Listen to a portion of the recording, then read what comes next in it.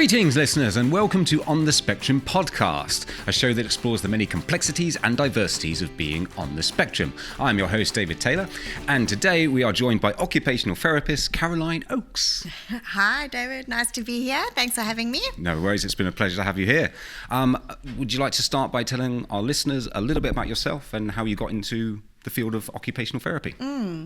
So I studied occupational therapy many years ago now in South Africa. I have always wanted to specialise in working with children because occupational therapy works with all age groups. But I particularly wanted to work with children.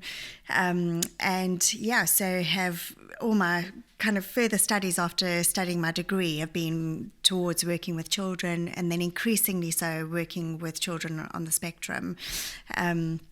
So I've been in independent practice for 20 years, and more recently have been employed by the Lodding School for part of that time, and really loving my role there.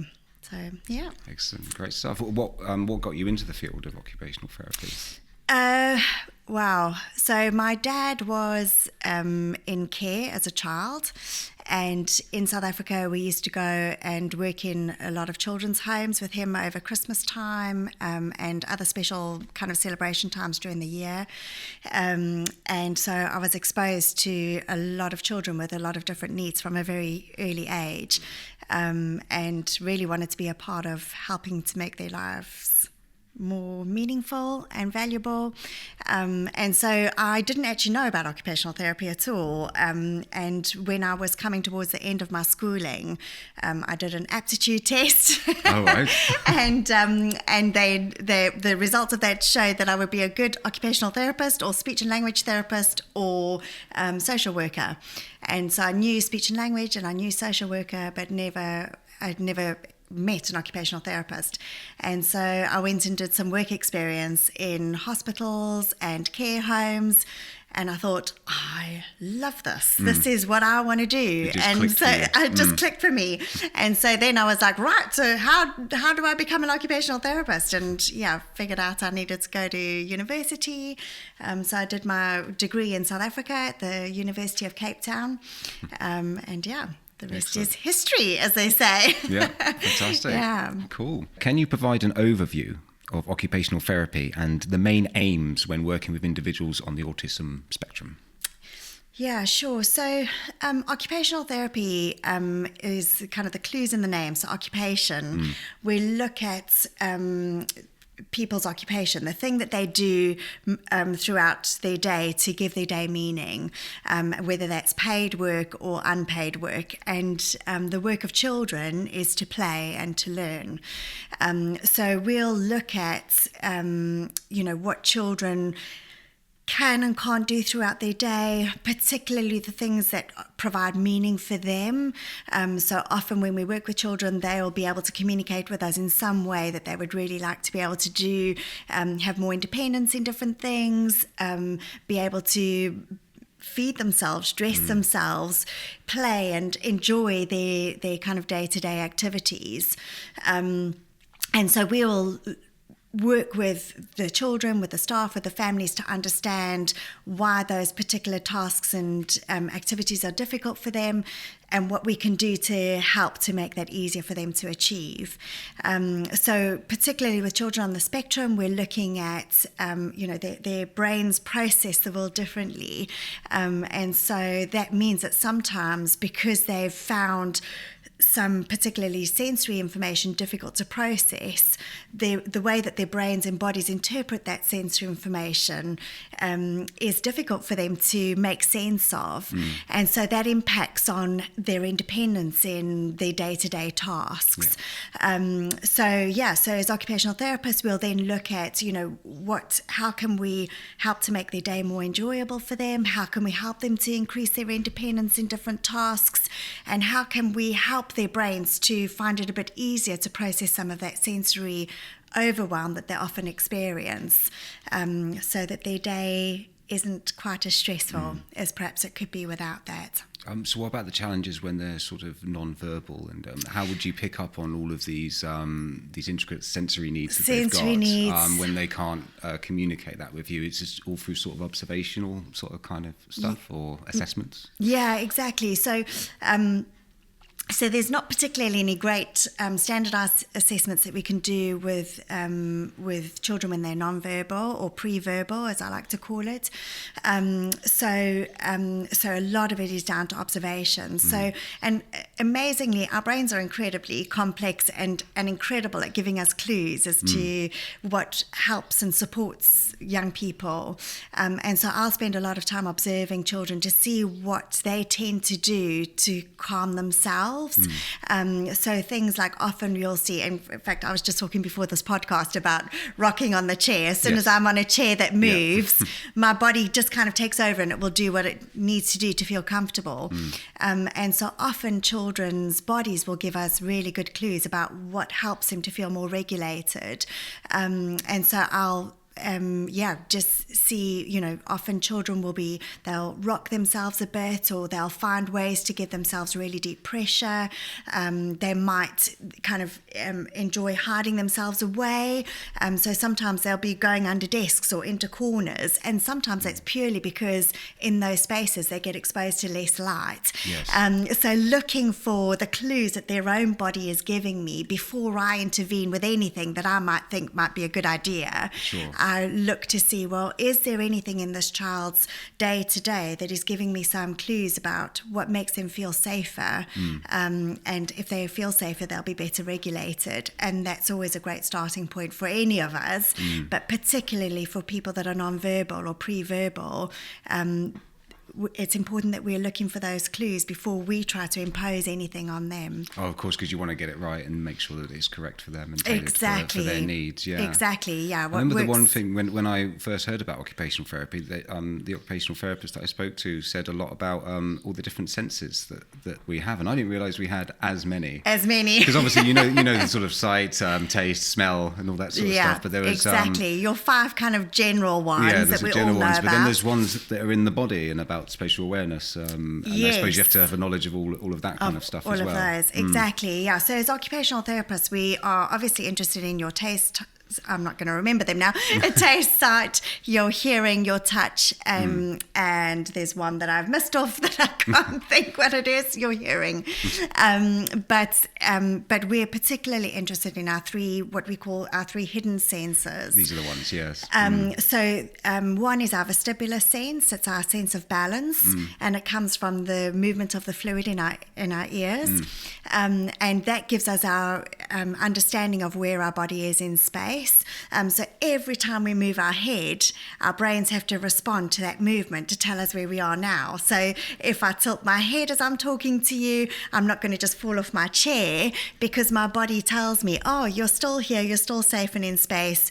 You perhaps need to correct your position of your head so we know where you are and you're still safe. So every time we move, walking up and down steps, bouncing on a trampoline, swinging, moving our bodies around as I'm sitting on the chair, that's giving us lots of vestibular input that our brains need to process to keep telling me about where I am in space, and hopefully to help me to feel safe. And then there's a sense of proprioception, which is the information that we get from our muscles and joints. So as we're kind of sitting on our chairs, we're getting lots of feedback from our feet, our knees, our hips, to allow us to sit on this chair, and we're not just going to slide off the chair. And knowing where those pressure points are and stuff. Is that what we're picking up on? Exactly. So understanding where our body is in space, and then as we're moving around the environment and we're getting information through all of our muscles and our joints, we get good feedback about where we are in space. So as I'm walking past a table or walking past other people, my body knows where it is in its own space, so that I don't bang into all of those objects. Of course, for a lot of our children, because their development has been so impacted by a host of their difficulties going on, they find those things really difficult. We just take it for granted that I know where my body is in space, and if I do bump into something, I can adjust to that more easily, whereas our children often can't do that. I've seen kids that use like these sack things to get that pressure, so they can what those sacks? Yeah, called? yeah, the like body socks. Body socks. That's Yeah, the one, yeah. So you have to come up with sort of methods to allow that sense to sort of or to support the lack of sense that they have. Exactly. So to help their body to develop those senses. So we know that our brains are constantly able to learn and change, whereas we used to think that wasn't the case. So, like what you're born with is what you get, that's it. But we know that's not true. Yeah. So the more that we help our young people to develop those senses, the more possibility there is that they will become a bit more skilled in those areas. So we will use things like the body socks, if they're able to tolerate that, to give them more of that feedback that their body wouldn't necessarily otherwise give them. So those are two of the hidden senses, and then the third hidden sense is interoception, which is the information that we get from the inside of our bodies to tell us about how we're doing. Is this like hunger and things like that? Yeah, exactly. Right, okay. So as being able to be aware of those sensations that tell us when we need the toilet, when we're too full, when we're hungry, when we're perhaps feeling not quite ourselves and we're feeling a little bit emotional that day, or a bit sad, or really happy that day. And it helps us to be aware of those subtle changes in our body. And often our young people have found that really difficult to attend to, because their own bodies from their own skin don't even give them that accurate feedback. And so being able to attend to those more subtle signs of when they're hungry, they can't communicate that. So we might perhaps only see that in their behavior. But if we become aware of those signs of like, oh my goodness, I think when the young person I'm working with starts behaving this way, I think they actually just need some food, because they're starting to be hungry and they don't realize that. Oh, okay. So it can be very disabling for them if we're not able to kind of tune into the awareness of those senses going on. So when it comes to that difficulty, is it more about the staff that are working with the child recognizing those subtle cues themselves and then sort of prompting? And do you think that if they prompt consistently, and they might be able to sort of regulate that themselves and start to notice it? Yes, absolutely. Yeah. So the key is for us, like as a parent of a very young child, or a carer of a very young child, we don't expect our children to tell us when they're hungry. We interpret what's going on. So, Sure. They might become, a young baby might become more niggly, or they might start to cry and become unsettled as they're hungry. And as a parent, you kind of get to know, like, oh, I know now through trial and error, they don't actually need me to change their nappy right now. They need me to give them some food, and then they settle. Those different cries, you start to know. I noticed it with my own boy. There were certain cries where he was hungry, and he's definitely, to this day, still got one when he's tired. It's like, it's a very specific cry. Exactly. So if you as the carer hadn't kind of cued into those different cries, you would have been attending to the wrong need at the wrong time. Yeah. Which I have done. Yeah, I have done. Like you said, there's a bit of trial and error involved. It's a bit of trial and error involved there, but hopefully over time you get to attune more to that as the carer. So with the young people we work with, it's the same thing. We get to know and understand their behaviour signals, and then, I know that this means this. So it's us responding, but then also us helping to skill them in being able to verbalise that themselves. So we might say, I think you're hungry, you need some food. So we might show them a visual of some food, and then get their food for them. And then, so that then they can start to understand, I was feeling that sensation. That means that I'm hungry. Making that association. That association over time. And then over time, then being able to cue in like, I can feel that sensation coming. I think I need some food. So, it's a kind of us working with them, and hopefully over time, them being able to become more independent in recognising that need. And we certainly see that with, the toileting programs and things that we put in place for our young people, that they won't have, sometimes they don't have any awareness at all, and they just have accidents. But as we are kind of recognising before they have accidents, when they might need to go, and then showing them a visual for that, they then come to the point where they don't even need to show us the visual. initial, they can just start to take themselves off for themselves. Brilliant. And that's incredible. That Yeah. shows that interoception has started to work for them, and their brains are able to take that, like, I recognize that sensation, I quickly need to go to the loo. So It's interesting, it's like incredible. what you said before, the fact that the brain is always sort of developing and things like this. So these things can be implemented, and this learning can happen, even if maybe naturally that's something that doesn't come instinctively to them. Absolutely. It's great. It must be quite rewarding. Absolutely. And I know there's a young person that we're working with at the moment, and the staff have said increasingly they've seen her take herself off to the toilet independently, and that's just amazing. That they're still having to have times of prompting her, but often they'll hear a sound that she makes, and they'll be like, "Oh, do you need to go to the toilet?" And that prompt is enough to take her. And other times she's just getting up herself and taking herself off to the toilet. So that's incredible. Like you're saying, depending how they feel on the day and sort of thing. And the body and the mind are connected. Like I believe they're connected very, very sort of strongly. Because if I'm feeling sad, sometimes my body will reflect that. If I'm feeling angry, my body certainly reflects that. Yes. There's so much intricacies when it comes to mood and things like that. But absolutely. Having that consistent method is at least, like you said, when they're in the right place, they can pick up on these cues, and that's great for them, isn't it? Yeah, exactly. And that that's what we are aiming for with our young people, is that they become increasingly independent. We want them to be, by the time they leave our care at the age of 18 or 19 and go on to different care settings, we want them to be as independent as possible as they go, and as independent as able to communicate their needs as they can be.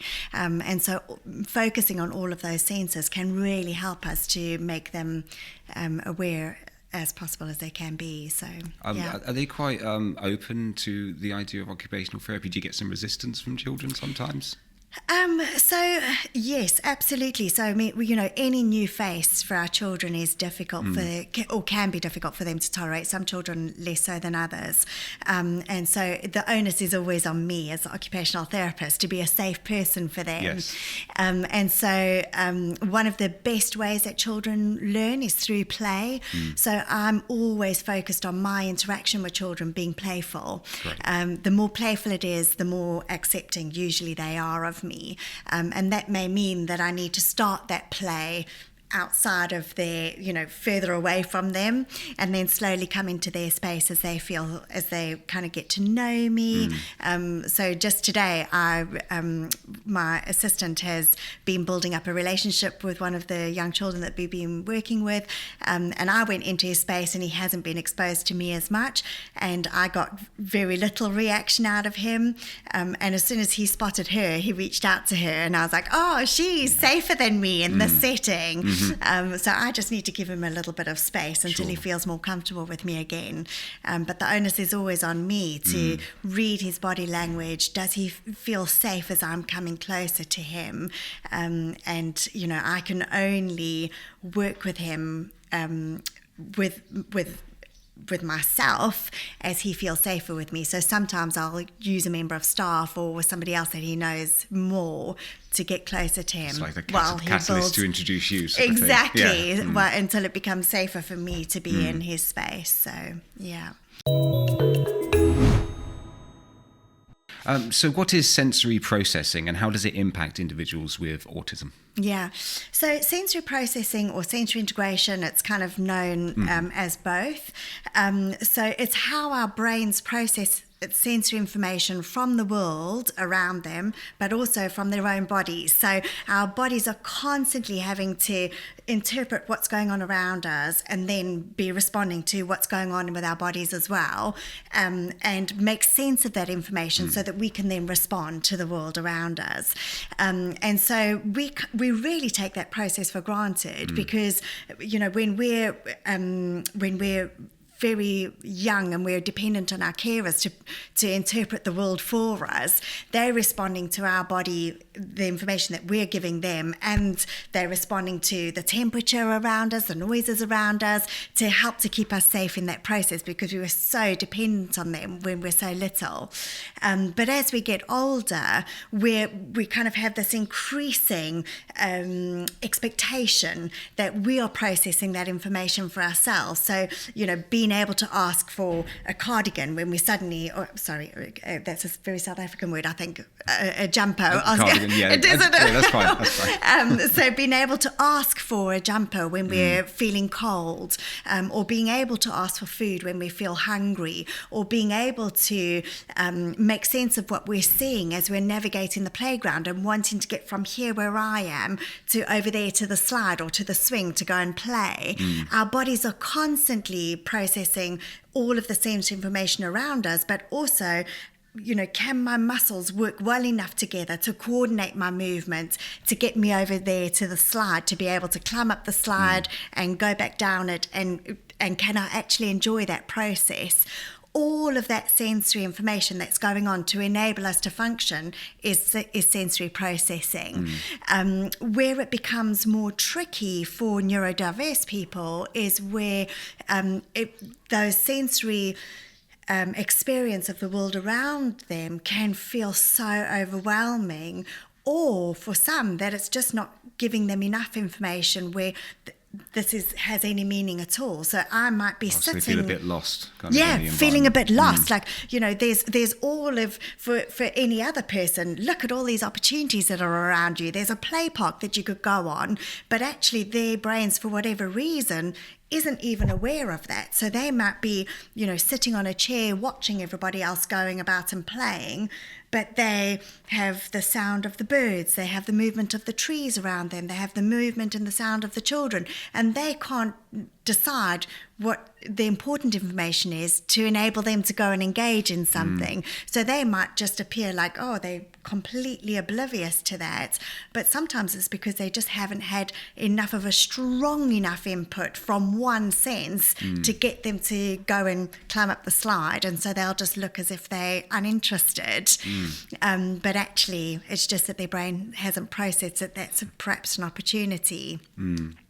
Or if they're completely overwhelmed, all of the sensory stuff around them just is like, this is too much for me. I can't even begin to think about where to go because I'm feeling so overwhelmed right now. Yeah. And so, often they'll then need our support to be able to I wonder what here in this environment would feel safe to start with, and how could we help to make your life meaningful in this setting, or do we need to change the setting to make this more meaningful for you? The setting point makes a difference as well, whether they're used to the environment. I suppose when they first arrive, they'll have to take in all that information. Do you think that as they get used to an environment, do you think that maybe that improves over time because they've gone through that initial sort of, what is this place? Where am I? And then the next time they go, I recognise this, I recognise that, and it sort of filters out. Because I've noticed that in my own boy. My own boy has autism, and when we first go to a location, it's all ear defenders and, hugging people and stuff like that, because it's a new environment. But I found that through time, he seems to be, I've been here before. And then he seems a bit more relaxed. Yeah, exactly. And like you're saying, that I think it's the overwhelming thing, because as you were saying that, I was getting flashbacks of taking him to a kids' party. And the same thing happened. All these kids are, there's a bouncy castle, there's this, there's that, there's all this stuff for him to do. And he was just sitting on a desk, just like, no, I can't do this. Yeah, exactly. But then we've gone to other environments where all those things were around, but because he's been there before, he just got stuck in. Exactly. It's interesting that. Yeah, it's a really interesting point actually, David, because if you over time when we're exposed to exactly the same environment, there might be subtle changes with the changes of sound and whatever, but if visually it looks the same and you kind of, I know what I'm visually going to expect when I arrive at that particular play park or that particular party, my brain then has a picture. When you say we're going to that park, my brain has a picture and an expectation of what the sensory environment is going to be like. And for neurotypical people, you can then what's the word? I can't think of the word. Where we take that picture and we can apply it to other settings. So we can I know what a birthday party might look like then in different settings. But for neurodivergent people, whenever they go into a birthday, the whole thing is new It's again, new, yeah. because it all looks different. It all looks, sound They different. can't extract that one sort of concept of what a birthday party is and apply it to different locations. Exactly. Yeah. So I remember working with. Sorry, I just thought I remember working with children when I was working at a school, a different school, and he would be the same. He'd walk in, and if the desk had moved, if the chair wasn't in the right place, Yes. he's like, "This isn't my classroom." Yes. It's like it was like the entire classroom wasn't his anymore. Yes. It wasn't the one he remembered just because we moved a desk. Yes, which exactly. obviously for neurotypical people is nothing, because Yeah. they can still sense that this is the same classroom. That same. desk has moved. Exactly. Whereas for him, he used to come in and be like, nope, and he used to Yes. start moving the desk. Exactly. And we interpret that as being very controlling, whereas actually Yes, for the them... OCD thing that people always say that they, OCD is a totally different Yeah. thing sometimes in these regards. Exactly that. And actually it's just like my brain can't function in this environment right now because it can't understand what's going on. If you return it to something that I understand and I've pictured before, now my body can be better regulated to be able to then function. And so, that having photos of where we're going can be really helpful, because the children know, like, oh gosh, we're going to that play park. I've been to that one before. I know what to expect. Whereas if I'm going to a different play park, we're going to have to give those young people time to process, oh goodness, there's a slide there, but my brain can't understand that that's a slide like I've seen before, because this is a new environment again. Yeah. So you're going to have to give my brain longer to process. So where that sensory processing can be quicker for neurotypical people, because they can see how things would look in different settings. Often for neurodiverse people, it's starting from scratch again. So I'm in a new environment. I need time to process and make sense of this all over again. Yeah. And that's exhausting. Yeah. I imagine so. And we had a lot of trouble with transitioning for a lot of the children. And I think it's because of these sorts of reasons, where sometimes, our environment at Loddon is quite consistent, and then they get used to where to go and what locations they've got reference, pictures of reference and objects of reference that they can use to navigate the grounds.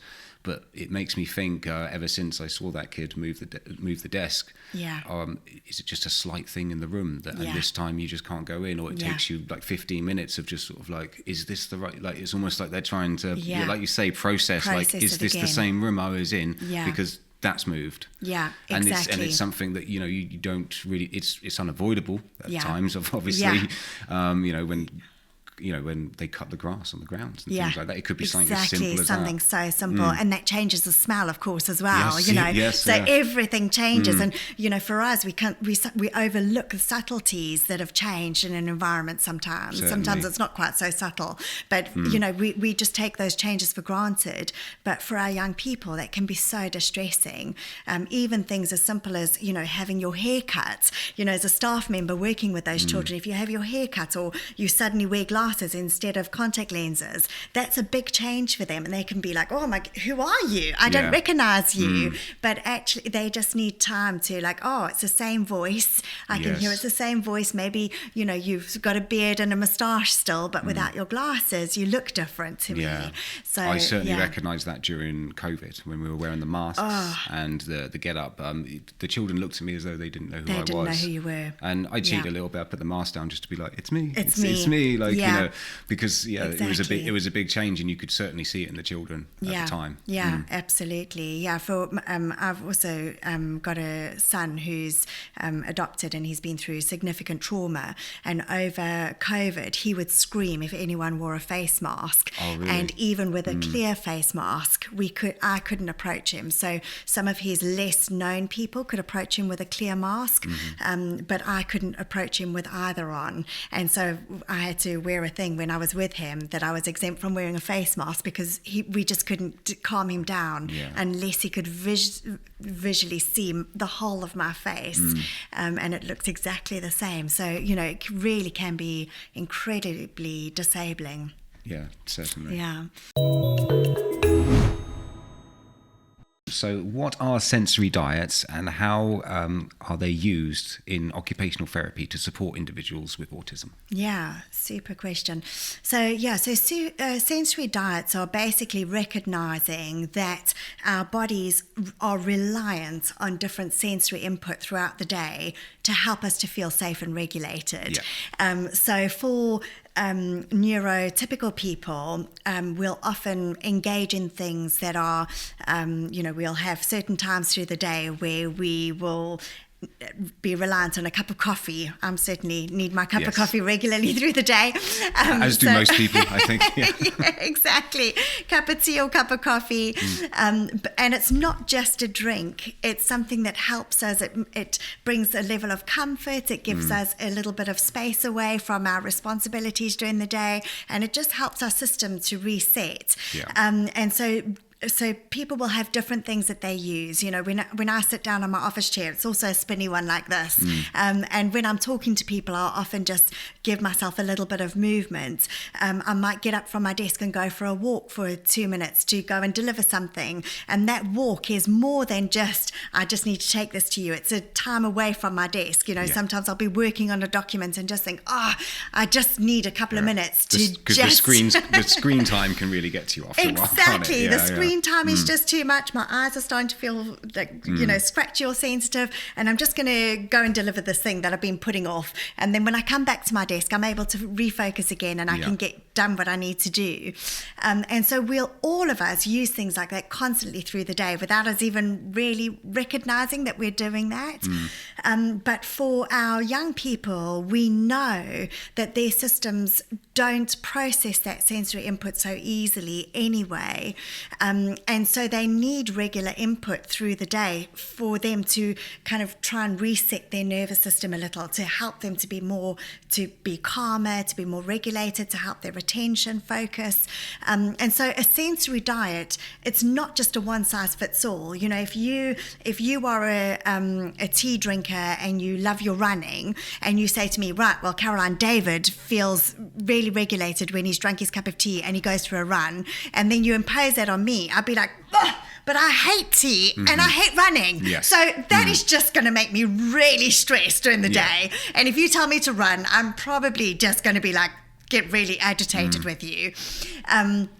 So you can't take what helps you to calm through the day and help you to focus and impose that on me, because it's not going to work. It's going to have the opposite effect. It's got to be individualised, tailored for. It's got to be individualised. So where, as occupational therapists, where we come in is to look at their sensory systems and to work with that child to see like, when I do this activity with them, or when I see them engaging that activity, I can see them becoming more regulated. I can see that they make better eye contact, or I can see that they focus better on that activity, or I can see that they have more enjoyment through their day when they've done that. And so then we'll look to try and implement that sensory input at regular intervals through the day. Now, we know that sensory input lasts for a maximum of 2 hours in a typical nervous system, but in a neurodiverse system, that can wear off much more quickly. Right. And so we need much more regular activity throughout the day for them to be able to engage more effectively. So the Loddon timetable takes that into account, that it's not expecting children to, sit at a table for a period of time or to focus on an activity for a period of time. We watch to see what that child can cope with and then intersperse that with sensory activities throughout the day. And we give particular focus on activities that they really love, because that's how they'll best learn. So if they really love going to swim, we'll try to timetable that through their day, because we know that will have a good impact on their system for the rest of their day. The trampolines and the swings that we have in the grounds, the movement that gives can be so powerful in helping that child to regulate through the day. And so, if we know that particularly helps them, we'll make sure that we can get them to engage in that throughout the day in some way. And it's so valuable as well. I remember working with children in the past that would almost reset after like a shower or a bath or something like, or some kind of sensory input, whether it be water play or whether it be swings or something along their lines. Yeah. And you just saw the difference like immediately afterwards, that they were in one place before we implemented this, and now they're in a completely different place where they can focus. And exactly. And it was interesting you said about the eye contact. That's something that I do notice after they've had that input. They certainly they seem more more willing to be engaged. Yes, with. absolutely. The eye contact kind of, we never ever force eye contact, but it's just interesting to note that when they feel better regulated, often our young people will really enjoy facial engagements, it's because of that sensory input that they've had. And I think, David, you just touched on something there that's really important for us at Loddon, particularly where we're with our students day and night. And so things like their daily routine can be so important in giving them some of the sensory input they need. Yeah. So where we would see like, I need a bath and a shower to be clean, to go to work every day. And, and that's perhaps rushed, so if I'm running late, I'm like, oh my goodness, I've only got 5 minutes to have a shower and then I need to be... The motive is different. It's like, I don't want to be stinky. I don't know. Exactly. I just need to get this task done. Sure. Whereas for some of our children at Loddon, that helps to set their day. So if I, as a staff member, come in and I'm rushing them to get out the bath because I need them to, go and do the animal care or something, I can actually make them more stressed because I'm trying to get them out of the bath. Whereas actually that is potentially a hugely important sensory component to their day, where they love to be in the water, to feel the water around their body. It's one time when they get the pressure feedback against their body while they're sitting in the bath. Yeah. And so it gives them an opportunity to really understand, oh my goodness, this is where my body is in space. I feel so safe when I'm in the bath because I can feel the water around my body and I can feel where my body is. Yeah. Whereas when I'm out of that and I'm just walking around, they can often feel like, I don't even know where my body is in space because it's got very little feedback. Yeah. In the bath, it gets all that feedback. And so it can help them to feel really safe in their space. So, for their sensory diet, having a bath once, twice, 3 times a day can be a really important part of their sensory diet to help them to enjoy their day and cope with the demands that are made of them. So there's lots of different schools of thought of occupational therapy. Therapy seems to be that's the ball game of therapy, isn't it? Exactly. Every textbook I read starts with, this is not an exact science. Exactly. This is all. As occupational therapists, particularly working with neurodiverse young people, I think we bring together a lot of different schools of thought, and I'm often aware of different approaches that I may take with a particular student. But I think in terms of in my experience, one of the most important schools of thought that I rely on in my day-to-day is sensory integration. So it's something that we are trained in over and above occupational therapy. So a lot of speech and language therapists and other professionals will now often train in sensory integration as well. So it's not part of our kind of you're an occupational therapist when you come out of your degree, but then you need to go and do another degree or at least some training in sensory integration to understand it. And it's understanding that, as we've said already, that often our students can't make sense of their environment because their brains and their bodies aren't talking as they need to or as we would expect them to in different settings.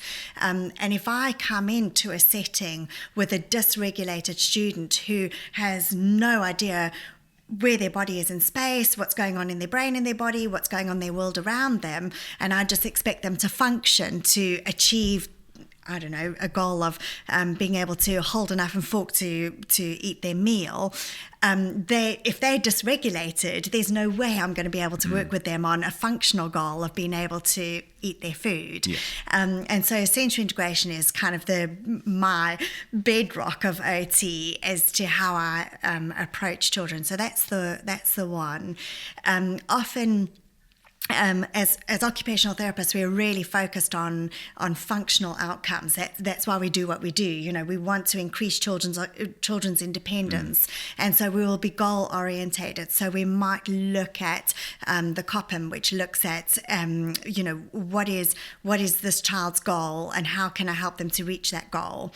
So I might do a lot of hand over hand with them. I might do what we call forward chaining or backward chaining, which is where you as a therapist for forward chaining, you'll be teaching the steps involved to get to a task, but then you might do backward chaining where you get the child to do the last step of the task rather than starting at the beginning, so they experience that kind of quick success of being able to achieve something. Does that help with like motivation and stuff, because they can see the point of what you're trying to do if you do the end first? Exactly. Right. Okay, like a really good example of that is like tying their shoelaces. If I start at the beginning of the task and I want them to do the beginning and they just think, I've got all these steps involved, I'm never going to get to the end of being able to do my shoelaces.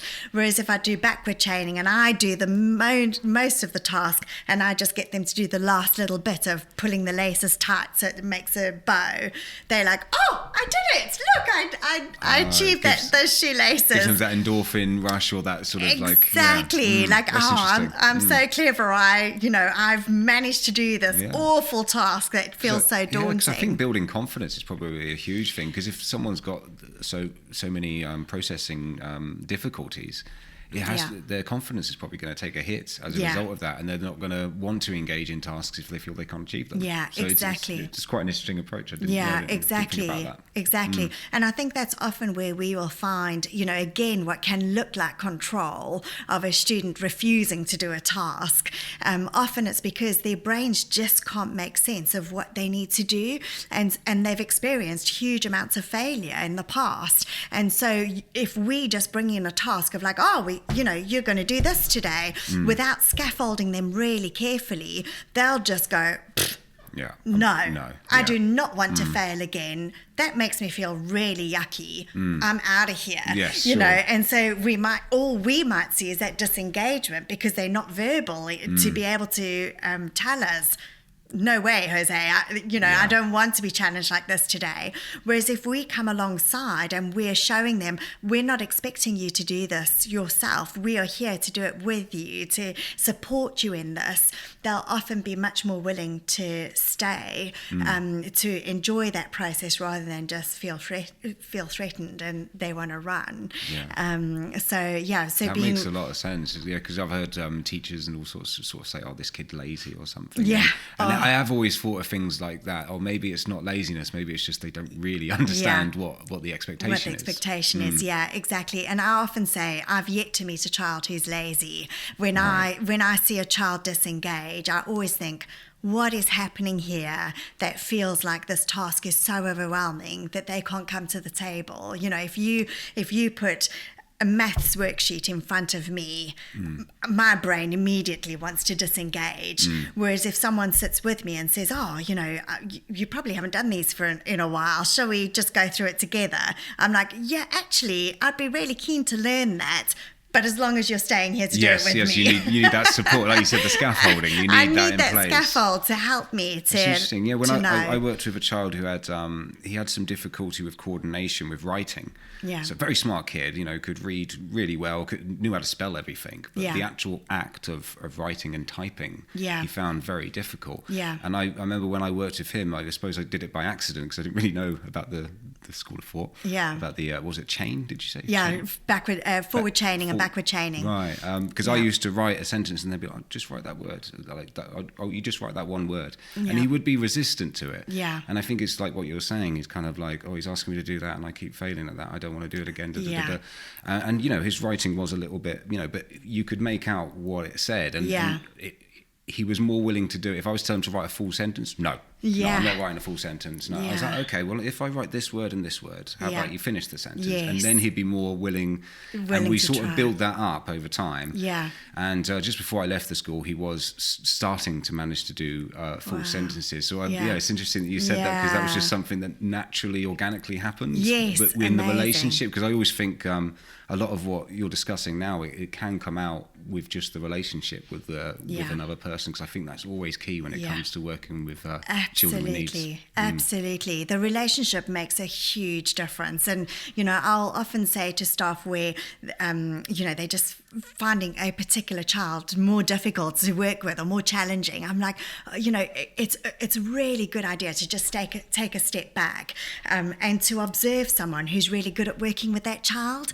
because often you'll see something in the way that staff member is doing or that parent is doing that you just think, they talk to them in this way or they scaffold them in this way. What is it that they do that seems to enable this young person to come to the table? Where you're just like, you're trying to get a child to do something, and then another staff member come along and almost effortlessly get them to do it, and you're just like, what are you doing? What did you do that I didn't do? And like you said, if you watch them carefully, you do start to pick up on little things. There's always a big beaming smile on her face for a start. Yes. And that's something that maybe I forget to do. You know, I'm just, it's time to do this. And it's time to do this. You need to do something with the voice that engages them. Yeah, exactly. And often our approach, so, if we talk about you are going to do this, like you need to put your top on.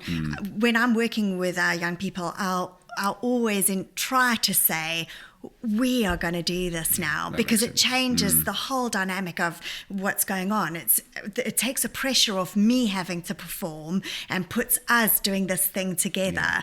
And if I go in thinking, okay, well, we're going to do this together, it also keeps my brain in the zone of, I need to help enable this young person. I'm part of this. I'm not just dumping it at you, but I'm working here with you, because I know that your brain is finding it really difficult to process what's going on. So you need the strength of my brain in the setting to help your brain to feel safe enough to work through what we need to do to enjoy this thing, whatever it is, get ready to go out into the grounds or get ready to go on the bus to access the community. That whole process starts with how I engage with you right now. So it can enable you or disable you in my approach to the task. Like, you've got to try and be on their level, speak their language, so to speak. Absolutely. How do you tailor your interventions to meet the unique needs and preferences of each individual with autism? We were talking about how, it always has to be tailored to it. So, So I will always take time to observe the young people that I'm working with, and I'll chat to the staff that know them better than I will know them, because the staff work with them day in, day out, night in, night out, and at the Loddon, and sometimes I'll even involve the parents in that process as well, because the parents get to spend time with them at home and see their child functioning in a different setting, and then once I've kind of got in my mind some clues as to how I think they best work, I'll then see them. I'll go in to spend some time in the home with them. I'll take them out and do some therapy sessions with them, one-to-one with them, so that I can see how their bodies are already coordinating themselves and, the sensory input that they seem to find helpful. And then I will whatever I've kind of come up with for that student, I'll then go back and feed that back to the staff and say, they function so much better when they've been on the swing first, or when they've been doing some trampolining, or when they've been swimming and they've had all that deep pressure of swimming. That would then be a really good time to try and do some more educational input with them, because their brain will be better able to process what you're doing with them and absorb the lesson. Exactly. So they'll tend to be calmer in those times. And then I will also sometimes use particular equipment that I know that gives them that input. So some of our young people use weighted jackets, for example, and a weighted jacket is, it's a jacket that they put on. It's around about 3.5-4 kilograms, depending on the weight of the student, that they then will wear for certain periods through the day. Again, just before they have some kind of input time. So if I know that a particular student finds it difficult to sit down to eat their meal, then for them to wear their jacket just before and during eating their meal is more likely to help them to stay seated so that they can enjoy their meal more.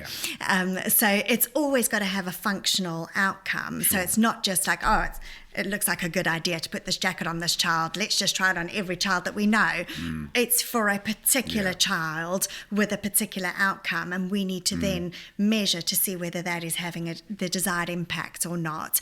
And sometimes that will only be, for our young people, they'll sometimes only tolerate that for a very short period of time, but we can still measure this student has had that jacket on for 2 minutes, but while they've had the jacket on, they've engaged in this activity that I've been doing with them. It may seem like a very small amount of time, but for our young people, that's a huge achievement. But it will be specific for that individual child, and will then go onto their sensory diet, as this is something that you can do for these times during the day. So we'll move on to supporting strategies for trauma and autism. What are some of the trauma-informed approaches used in occupational therapy to support individuals with autism who have experienced trauma? So really good question, and there's a lot of research going on into that, and a lot of really good resources coming out. But I think one of the things that we have really overlooked, I think, in the past is how much trauma there is for some of our young people who have experienced the world so differently because of their sensory processing differences. And a lot of them have been in other settings before they've found a setting that is the right setting for them. And so often it's for not purposefully, hopefully, but unintentionally, there's been a lot of trauma towards people who have difficulties understanding the world around them.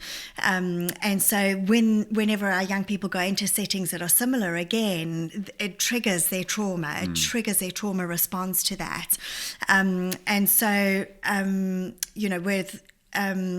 there's also trauma around for some of our young people that we work with, either at Loddon or elsewhere that I work with, have had difficult births, and so there's been some trauma around that for both the parent and the child. Some of our young people are not with their birth families, and so there's been a lot of trauma around that. And so whenever we are working with our students, we have to be trauma informed in the way that we watch their responses to the environment, because it can just be that they are, I don't mean that in undermining it in any way, but it could be that they're responding to the environment because of sensory differences, but it could also be that they're having a trauma response. When children have been through trauma, the way that children's brains interpret what's going on is sometimes putting them back into that trauma situation that they've been in the past, because it's triggered something of that. For example, we've had a child in the past where every time a member of staff would walk away from them, they would have a behaviour incident. So there would be some kind of situation that then happened. And so I spent some time observing and just was like, actually, I know that this young person has experienced some trauma.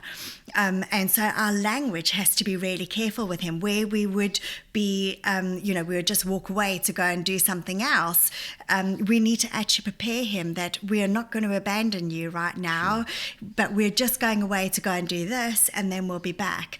And often, just by merely verbalizing, even for our children who are pre-verbal, even as just verbalizing, you are safe, I'm going to go and do this, I'll be back, but you are still safe, is enough for their brains to regulate themselves so that they don't have this behavioural response. They don't go into a panic. They don't go into a panic response. So trauma behaviour is often to get a response that helps them to be safe again. So, but it's just maladaptive, or it's adaptive in the moment, perhaps where they were before, but now they don't perhaps need it, but they don't know that.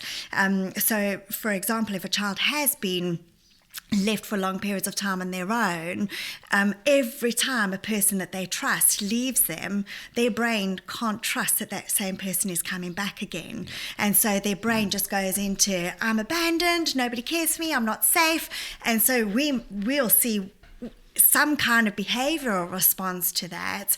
And so the onus is on us as the adults to say, we might even say to some of them, I know this feels scary, but I will be back. Or I know this doesn't make you feel very comfortable, but I will be back.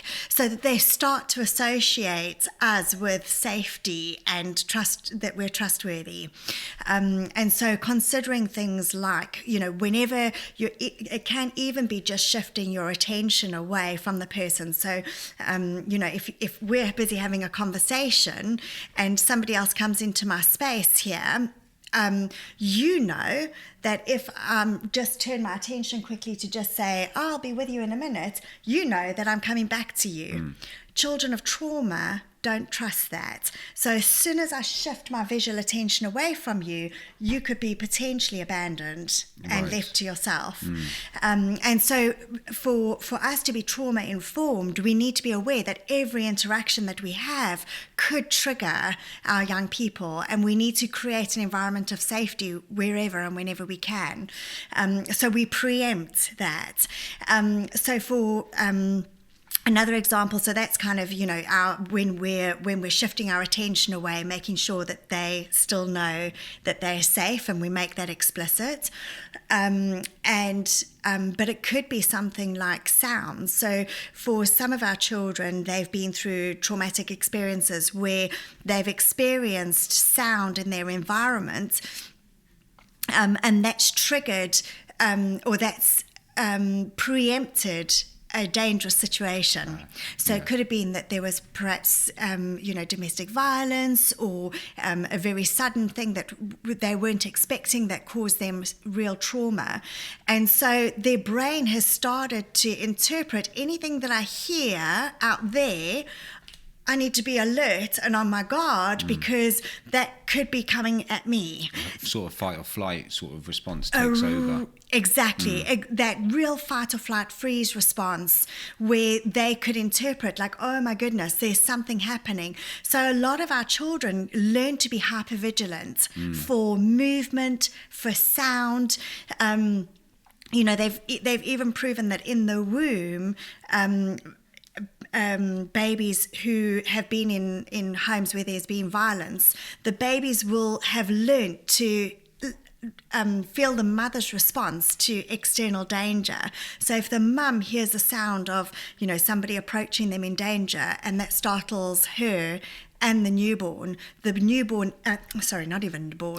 developing baby in the womb will hear those sounds and go into a fight freeze response in the womb already before they're even born. Wow. And so their brain is tuned to be hypervigilant for those noises.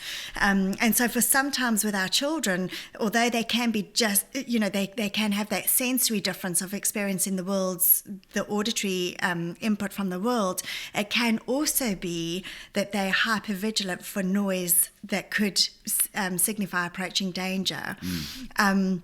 And so we'll sometimes experience that if we're walking around with our young people and there's a sudden sound of a fire alarm or a police car or a banging noise. And so if we're trauma informed and we see them kind of stop and have a bit of a startled response to it, or they become more agitated, for us to be aware, oh, there was just a sound, I wonder if that has unsettled them. And then we would just overcome that by saying, oh, I hear a police car, it must be going down the road to go somewhere, so that we draw attention to it, normalize it and notice it, so that their system doesn't have to be so hypervigilant to be waiting for, my goodness, I heard a police car, but I'm waiting now to see what's going to happen. We bring it to light, we recognize that it's there, and I would often say, you are still safe here with me. if I know that they are safe with me. Yeah. So that their brain starts to learn, I don't have to be so hypervigilant for all of this, because you are, as an adult, you are aware of what's going around me, and you are going to keep me safe. And then some of the other things that we would do is be aware of where we're positioning the child. So if there has been any kind of physical violence that the child has been exposed to, then their touch system will be hyper alert as well. And so things like being aware that they can see you when you're approaching. So if I come up to you from behind you, when you are hypervigilant for danger, me coming up behind you could really trigger you. Yeah. And I might get punched in my face, you know, and if we're just looking at it from like a behavioral point of view, we'd be like, well, that's unacceptable. You can't punch me. But actually for them, in that moment, they've gone into a real fight or flight response. Yes. And I've been in the firing line of that. Yeah. So my responsibility as an adult is to make sure that whenever I'm approaching a child, they can visually see me. Yeah. So they can visually have time to process that I'm coming towards them. And often I will say something as I'm coming towards them as well. So when I'm going into a child, I'll often come into, say, for example, I'm going into their bedroom where they, you know, doing an activity. I'll knock on their door so they've heard that I'm coming in. I'll stop at the door when I open it, if it was closed. If it's open, I'll just stop and I'll make eye contact with them and I'll say hi to them. So they're getting a lot of visual warning that I'm coming into their space. If they look comfortable with that, I'll then slowly enter into their space, but I'll stay where they can see me all the time. And if I am going to touch them, you know, sometimes when I'm doing activities, I need to give hand-over-hand assistance to help them to do the activity that they're doing. But I'll always warn the child that I'm going to do that. Sure. Because again, if I just go in and touch their hand to help them, I know what I'm doing, but they might think I'm trying to hurt them or to hit them or, you know. And so I'm very explicit in, I'm just going to come closer to you. I'm going to sit down. Can I touch your hand? And sometimes if I'm going to touch their hand, if the child has enough understanding, before I touch them, I'll put out my hand and wait until they touch me. Sure. And then I carry on. So let their brain, them lead the situation. Exactly, giving them lots of control over that situation, because otherwise, if I go in too quickly, I could just trigger their nervous response, being in like, I'm not safe here, I'm in danger, and I need you to get away from me. Yes. Yeah. So those kind of trauma-formed ways of coming into our children's space is so important. Sure. that they understand that we are going to help them to feel as safe as possible.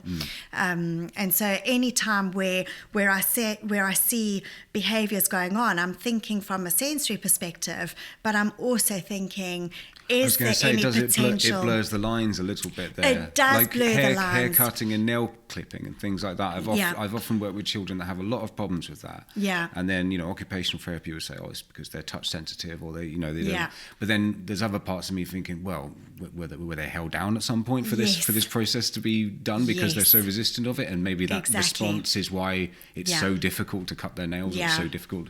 So it's almost like you've got to have two hats on. Two hats on all the time. That. Exactly. And if there's any doubt, I mean, because I'm, I've done a lot of, I've been trained a lot around trauma. I will often go in and treat all my students in the same way, because I know that those strategies are really helpful for any of the students that I'm working with, but will be particularly helpful for the children who have experienced trauma. And you're right that often, because particularly with young people who are pre-verbal, they've had a lot of life done to them. We'll walk in with a picture in our head of like, oh, you need to cut your nails, like all great intentions, like we need to clean your nails, we need to cut your nails, we need to cut your hair, we need to, put you in the bath and get you clean. But actually, because their sensory systems take longer to process that, we're grabbing their hand and cutting their nails potentially when they are like, what are you doing? And what is that horrible silver object that you're bringing towards me that makes a noise? Yeah. You know, and so we are often kind of trying to undo some of that history of life being done to them, and trying to give them a lot more independence and control over that environment. You know, I wouldn't like someone just walking in and cutting my nails because they thought it was a good idea. You know, I'd be like, get off. Yeah. What are you doing? And who are you? Yes, it's very true. Yeah. So they need a lot more preparation for that. But particularly, you know, if they've got sensory difficulties, but if they've had trauma, we're potentially looking at a long process to undo some of that. So it's really useful for you to have that trauma-informed sort of approach. As well in occupational therapy as a whole. Absolutely. So I guess some of the other things that can sometimes be easy to overlook is thinking about, so not just about our approach to the children in terms of where we are physically and how loud our voices are, the noises that are around them, but also thinking about where they are in relation to their peers. So I had a young person that I worked with who was positioned in the classroom, positioned near the back of the classroom, so that they had a bit more space so they could get out to the door really quickly, but the child was really restless and just couldn't settle at all where they were seated, and there were lots of behaviours going on that were quite dangerous towards other students as well because of the level of dysregulation, and when I went in to observe, I saw that although they'd positioned the student towards the back of the room, which would be helpful because they can kind of see what's happening in front of them, they were right by the doorway. So everyone was coming in and out behind them. And so every time they heard a sound behind, they would be in a startled response. And so we just spoke about where we could differently position that, and so we positioned them so that their back was against the wall and they were kind of tucked into a corner, and they could see the whole class in front of them, but they could also see the door. And as soon as we did that, this child settled into their space. And I think for me it was such an awareness of how disabling it can be when your nervous system is so hypervigilant that you don't feel safe ever in your own space. That attention to every little detail about their environment is so important. You know, where they're positioned, making sure that they can see, making sure that they've had a lot of preparation for what's going to happen to them and with them, and, you know, that they are given some onus of control over that. You know, we at Loddon, we're really good at being child or young person led, you know, that we won't force them to do something that causes huge distress for them. You know, we want them to be part of their day-to-day lives. And that's so crucial. And I think a lot of our young people are still forced to do things that actually we don't understand the extent of why that is uncomfortable for them. You know, we could so easily assume it's because they're being lazy or because they just can't be bothered or they would rather sit on their iPad. But is it because we're not making the environment safe enough for their bodies to relax, to feel safe? If you know, I know when I feel stressed, it's a horrible feeling. You know, you can feel your heart. You certainly can't learn that. No. There's no information going in, isn't it? Because you're so hyper-aware of your environment and what's going on. I often say to there were some TAs that I spoke to and they were having trouble with a child, and I said, well, you're towering over them. Like they're sitting here writing and you're there. Yes. Maybe that's I mean, as soon as they backed away, like you said, a little change like that, and so he was a bit more relaxed. And now that you say about this is a child that I think would have benefited from being in the corner of the room, like you say, because again he was I think he was sort of in the middle area, so he's got people in front of him, people behind. Exactly. So, there's I potential see the value danger. in what you're saying, definitely. Yeah, exactly. If you think of that, you know, potential danger coming from all around, whereas if you can kind of see and you understand what's happening in front of you, it just allows that hypervigilance to settle. You know, and often the children that we work with, you know, they have so much going on and their heart rate's pounding and, you know, everything is so stressful for them. And if we can do something to reduce that for them, it will just make it much more possible for them to be able to engage in whatever task they're trying to do, but finding impossible. Wow, there's a lot of things to look out for, I suppose. Yeah. It's quite a challenging idea because, like you said, you can't get into their heads. Yeah, absolutely. But trying to find all those little details and things is worth sort of thinking about. Yeah. Because, like you said, neurotypical people, they bypass all this kind of stuff. Yeah. And, probably wouldn't... although I suppose trauma would probably relate to neurotypical people as well when it comes to these certain absolutely. ideas. The trauma side, some of our children are able to verbalise some of that, which is a huge gift if they can. My little boy has become very articulate in being able to explain when he feels threatened or explain when he's feeling really stressed going into a situation. And even going into new situations now, he can say, I feel really scared here right now. And we're like, oh, okay, great. That's really nice to know. Yeah. But for a lot of our young people, they can't express that. And so we're just assuming, well, I'm here with you. I'm the adult and I'm going to be here with you and I'm going in with you. So you'll be fine. Well, we know that. Yeah. But their nervous system doesn't know that. And so their nervous system is going in expecting danger or expecting, to feel stressed and uncomfortable. And so it really is on us to make sure, does this young person that I'm in right now, do they know what we're going into?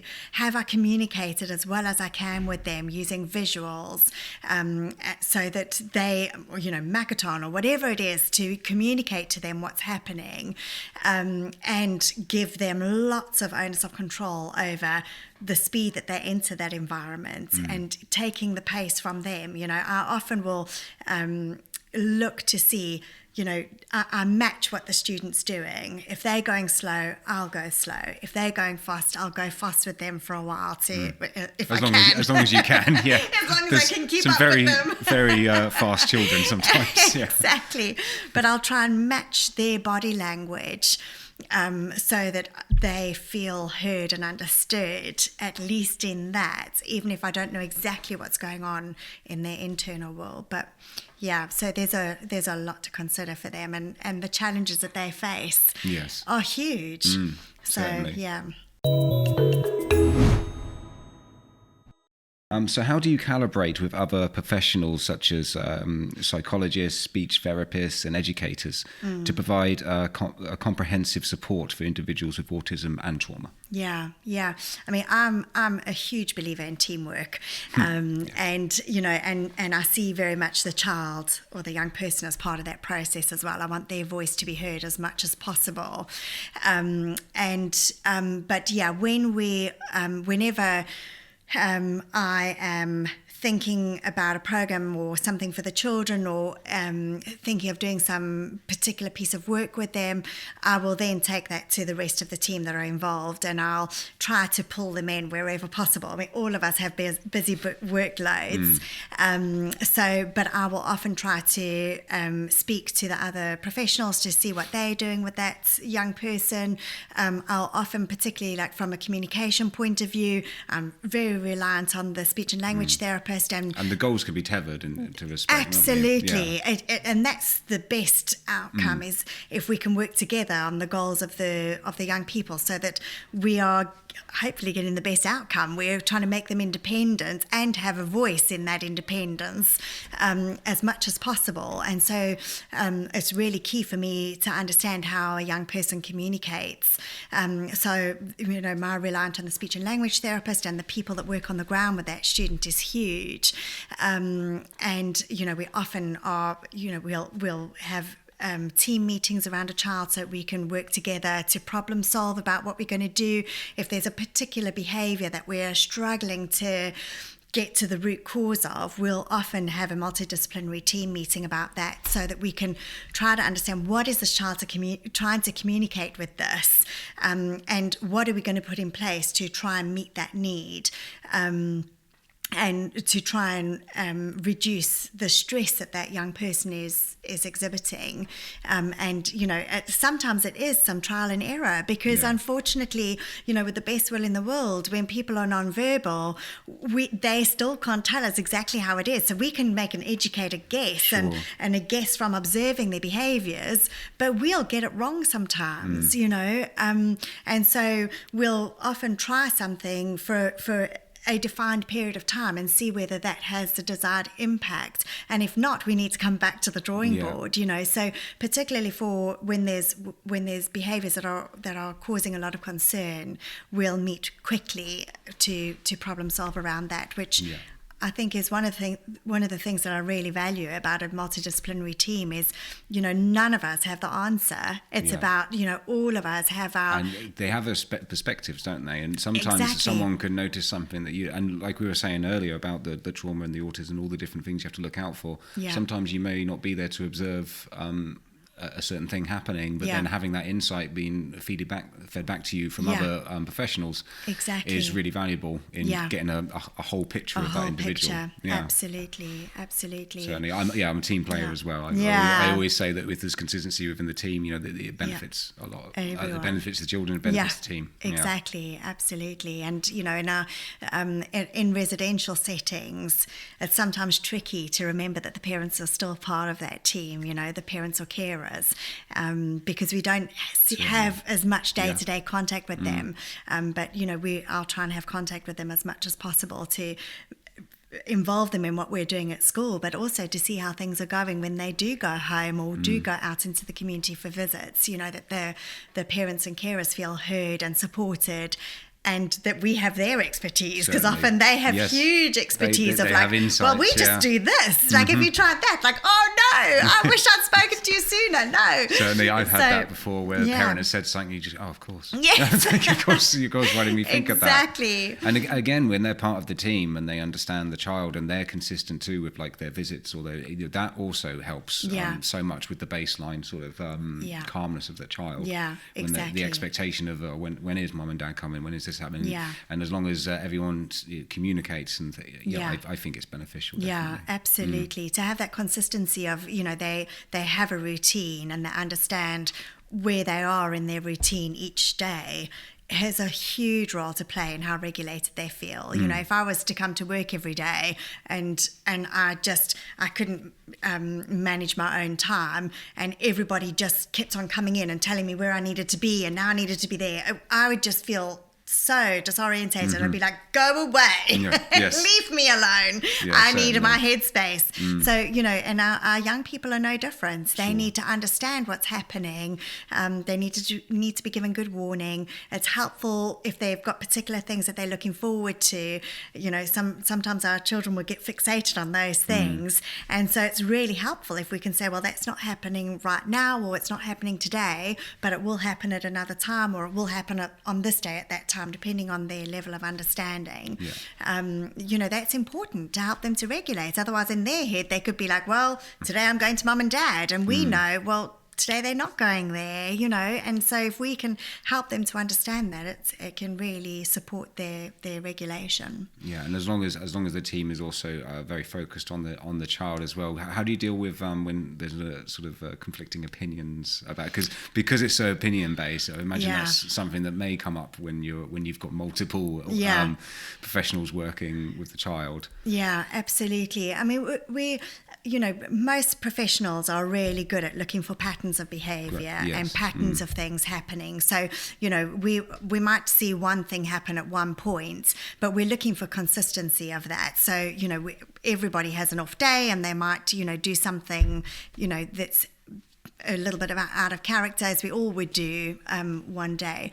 But when there's things that are consistently going on, and for example, I try something and I see it make a difference, I would want to see that consistently making a difference. Sure. And it's very evidence-based. It's hard to argue with evidence. Exactly. So that's why recording's so important, exactly. I guess. And, so it's no longer opinion. It's actually, because often when I go into work with a child, I have an idea of something that I think could help them based on what I've seen. But until I actually try it with them, I have no idea. Sure. And I might be lucky one day and I think, oh, that was great. And then the next day I come in and it doesn't work at all.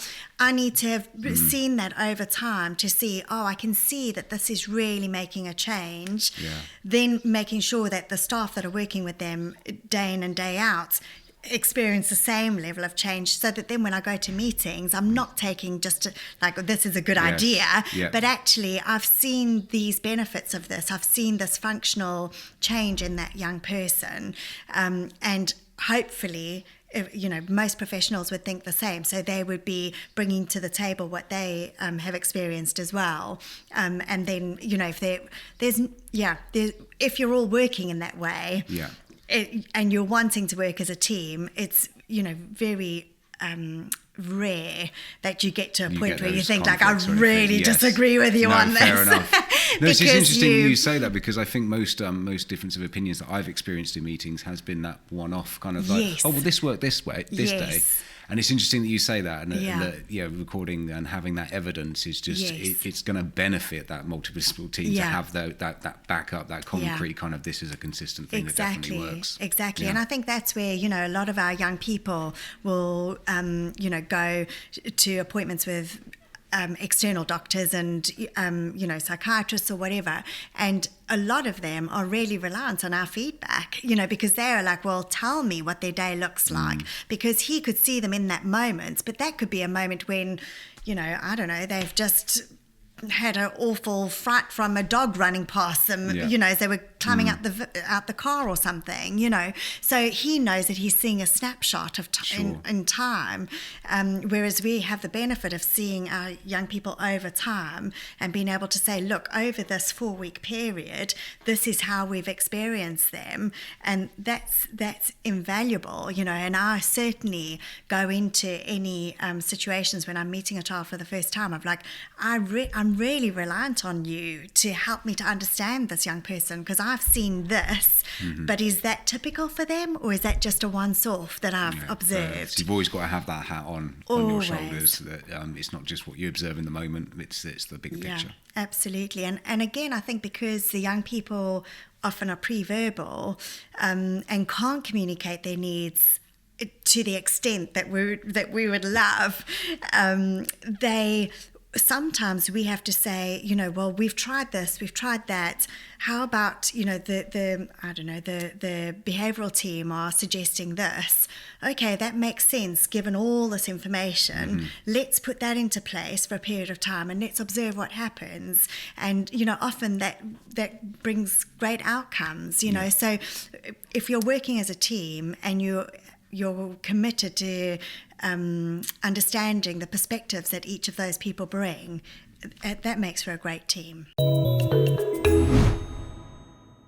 What do caregivers and family members play in supporting individuals with autism who have experienced trauma, and how can an occupational therapy involve them in the therapeutic process?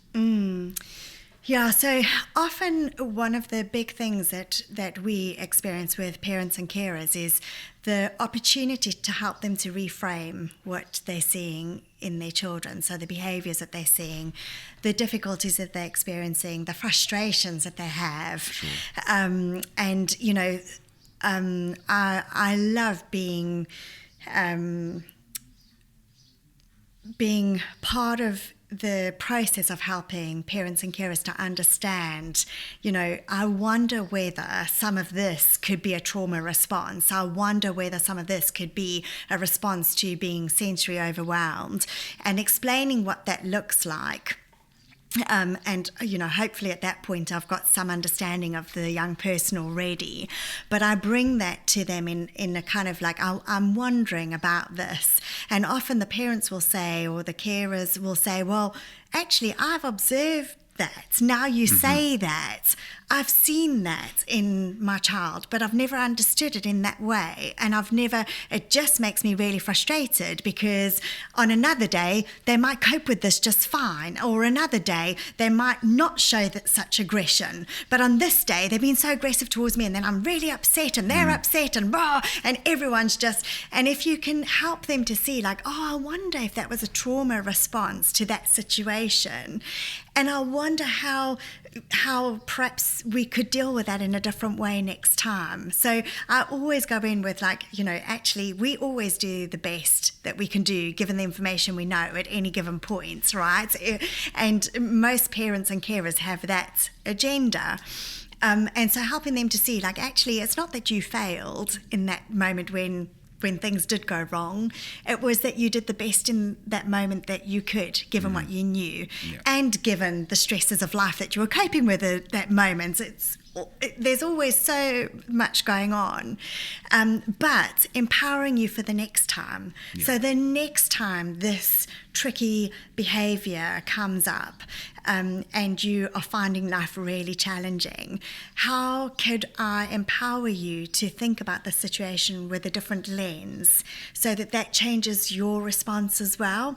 Because our response is so tied up in how our children then behave in response to that. If I go in with like, this is not okay, stop that, is very different to like, wow, that noise was scary.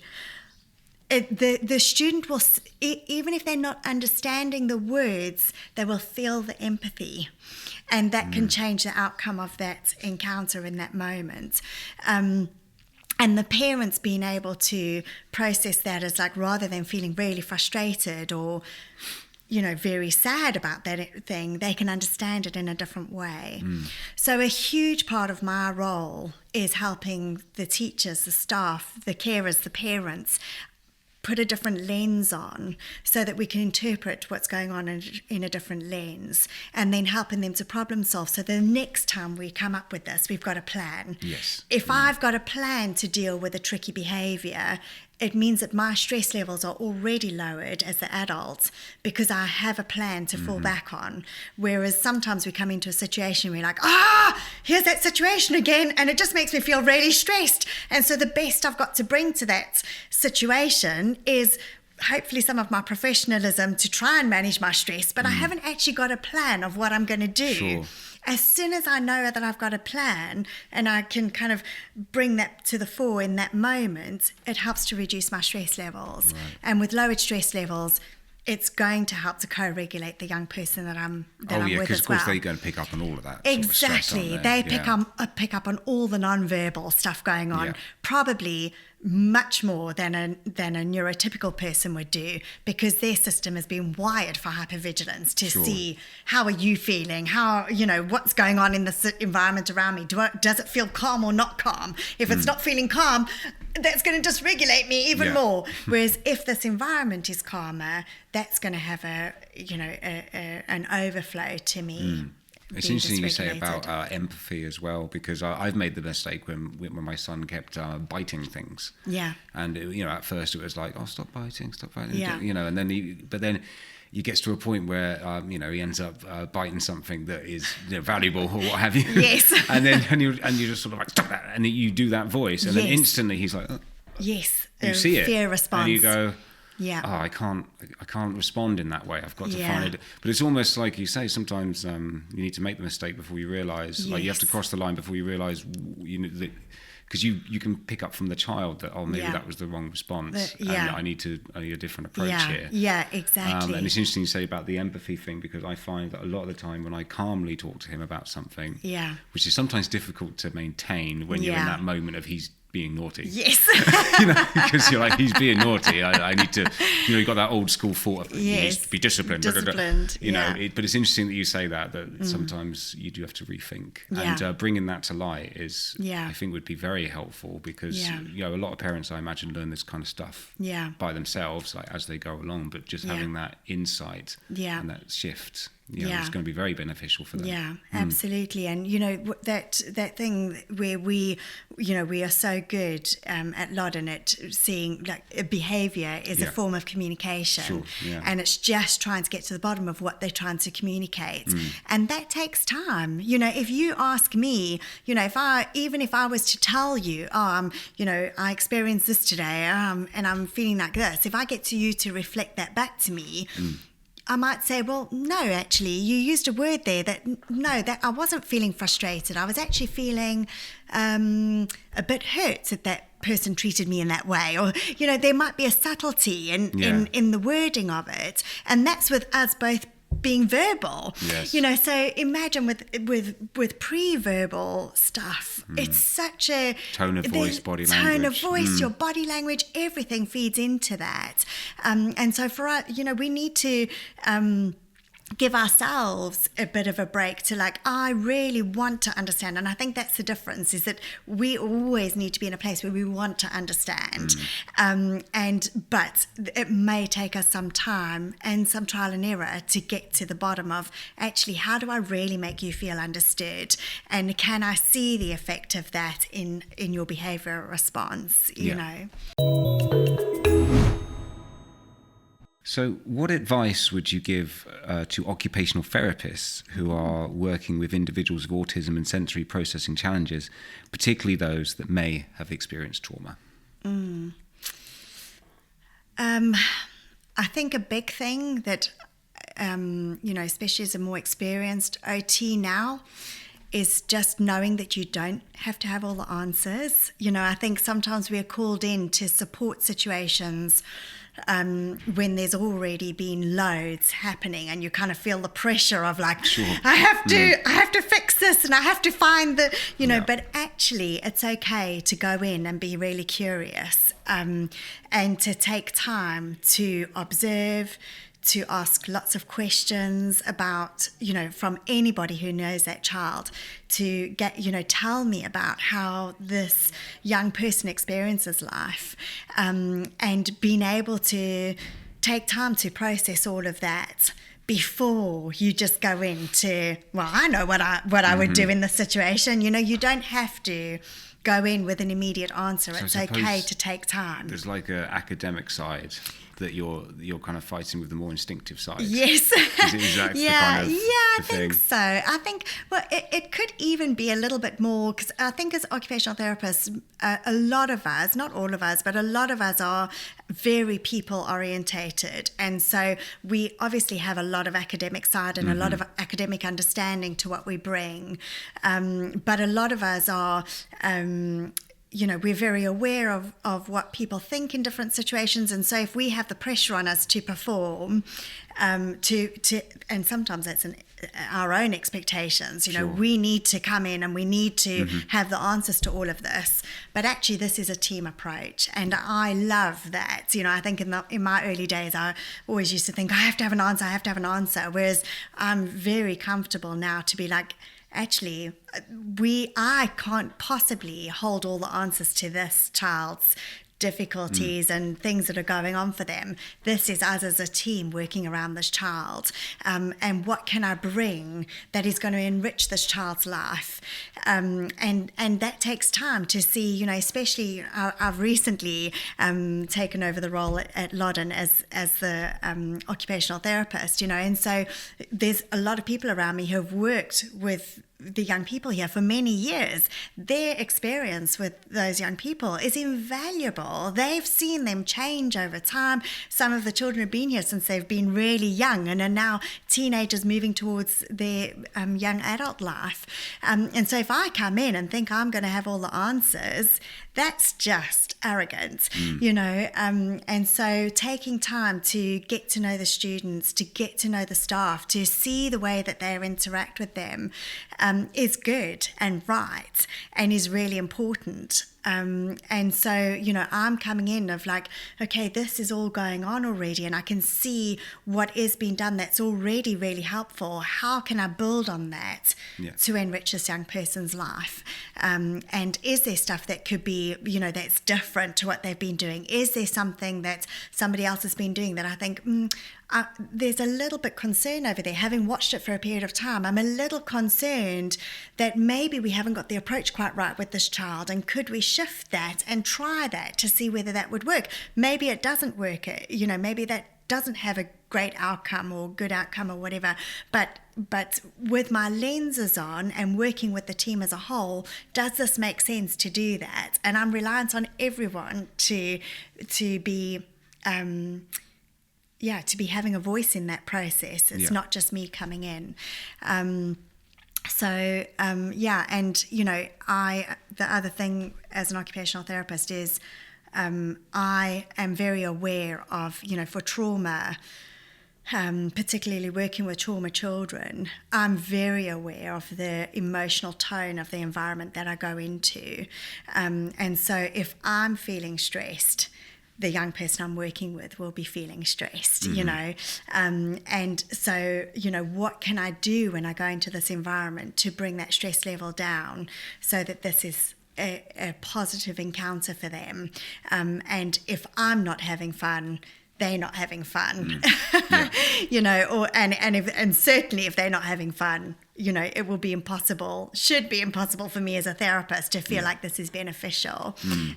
So, how can I shift the atmosphere, the lighting, the sounds, my presence here, so that I can feel that this young person feels safe with me. It's so important, isn't it? It's so important. When I go in to do sessions, I'm working with groups, and sometimes if there's a tense child, it's very different. I always have to sort of sometimes they want the focus, and maybe that's why they're being distressed. And then there's other times it's like, okay, I'll back off. Yes. I'm being a bit too much. I'm being a bit too extreme for you. Yeah. And then sometimes it's just the enthusiasm in the voice and little things like that can engage them and say like, oh, I know this. This is fun. Yes. And it's so intricate. Yeah, exactly. Yeah. But I love what you're saying about everyone having that voice. I think that's really important. Like you're sort of like an integral sort of cog in the works. Around the support for the child. Yeah, it's great. Absolutely. All right, well, thank you very much, listeners, for listening to us today. Please do subscribe to our channel and leave likes, and please feel free to have a discussion in the comments below. Thank you very much for joining us, and until next time, stay on the spectrum.